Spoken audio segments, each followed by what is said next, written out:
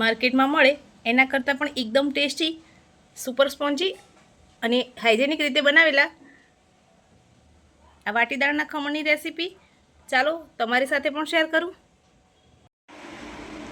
અહીંયા મેં 300 ગ્રામ જેટલી ચણાની દાળ લીધી છે અને 2 થી 3 પાણીથી સરસ ધોઈ અને 4 થી 5 કલાક માટે પલળવા રાખી દઈએ।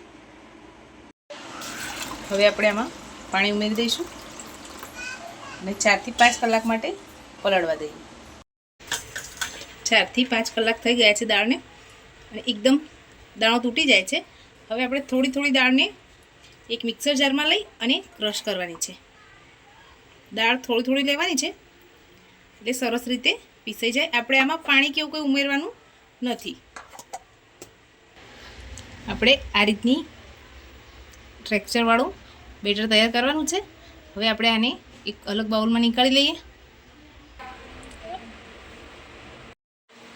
આપણે અત્યારે બેટરમાં ખાલી હળદર અડધી ચમચી જેટલી અને અડધી ચમચી જેટલી હિંગ ઉમેરીશું। આપણે આમાં બીજું પાણી કે એવું કંઈ પણ ઉમેરવાનું નથી। હવે સરસ રીતે ફેંટી અને આને 7 થી 8 કલાક માટેનો રેસ્ટ આપવાનો છે। એક જ ડાયરેક્શનમાં ફેંટીશું,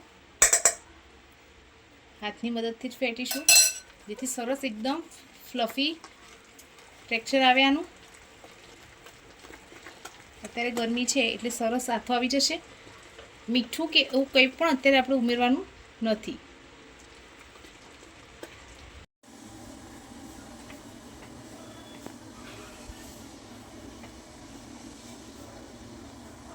સાત થી 8 કલાક થઈ ગયા છે।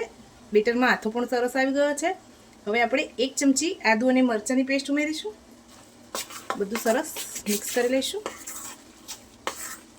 હજુ થોડા પાણીની જરૂર છે તો આપણે થોડું પાણી ઉમેરીએ। થોડું પાણી ઉમેર્યા પછી બેટર સરસ મિક્સ કરી લઈશું।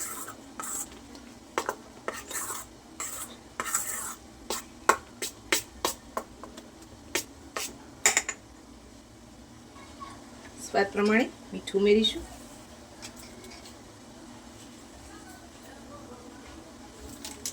હવે આપણે આમાં 1 પાઉચ ઈનોનું ઉમેરીશું। 1 પાઉચ ઈનોનું ઉમેરીશું।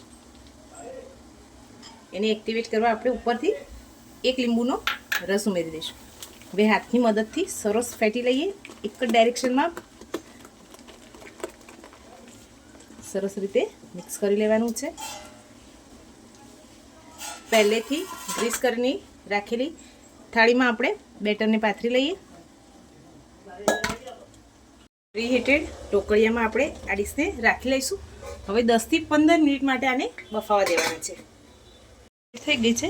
હવે આપણે ઢાંકણ ખોલી એકવાર ચેક કરી લઈએ। ગેસની ફ્લેમને સ્લો કરી દઈશું। આ રીતે એક છરીની મદદથી આપણે ચેક કરી લેવાનું છે। સરસ કૂક થઈ ગયા છે। હવે આપણે આને ઠંડા કરીશું। થોડી વાર પછી આપણા ઢોકળા ખમણ સરસ ઠંડા થઈ ગયા છે। હવે આ રીતે પીસમાં આપણે એને કટ કરી લઈશું।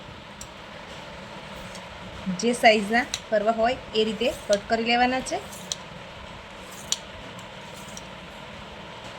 તમે જોઈ શકો છો એકદમ પોચા, જાળીદાર અને સ્પોન્જી બનીને તૈયાર થઈ ગયા છે। હવે આપણે આને વઘાર કરીશું।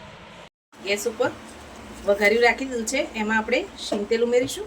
આ વઘાર માટે આપણે સિંગ તેલનો ઉપયોગ કરીશું જેથી એનો ટેસ્ટ એકદમ સરસ આવશે।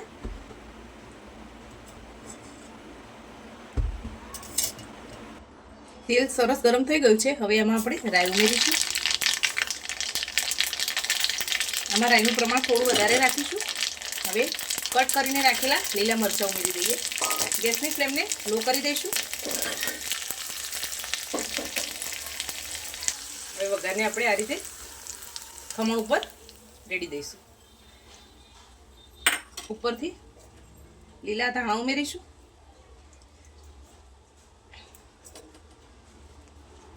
હવે સરસ મિક્સ કરી લઈએ। ફ્રેન્ડ્સ, આપણા વાટી દાળના એકદમ સુપર સ્પોન્જી ખમણ બનીને તૈયાર થઈ ગયા છે। તમને આ રેસીપી ગમી હોય તો લાઈક કરજો, શેર કરજો અને સબસ્ક્રાઈબ કરવાનું ભૂલતા નહીં। Thank you.